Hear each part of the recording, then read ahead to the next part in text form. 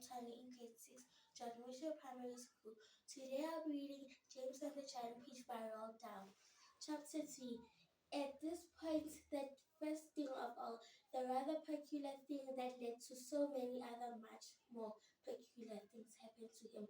For suddenly, just behind him, James heard a rustling of leaves. He turned round and saw an old man in a funny dark green suit emerging from the bushes.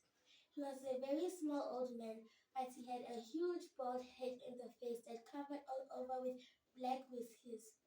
He stopped when he was about 3 yards away, and he stood there leaning on his stick and staring at James. When he spoke, his voice was very slow and creaky. "Come here closer to me, little boy," he said, beckoning to James and with a finger. "Come right close to me, and I will show you something wonderful." James was too frightened to move. The old man hopped and stepped too nearer, and he put a hand into the pocket in his jacket. "You see this?" he whispered, waving his face gently in front of James' face. "You know what is inside my bag, my dear. You know what's inside this little bag."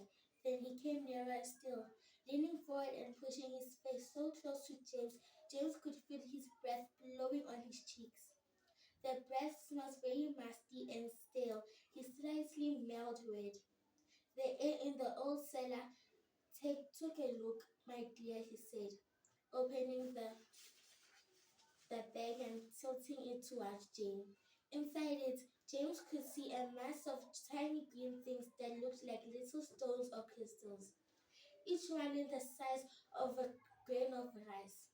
They were extraordinarily beautiful, and there was a strange brightness about them, a sort of luminous quality that made them glow.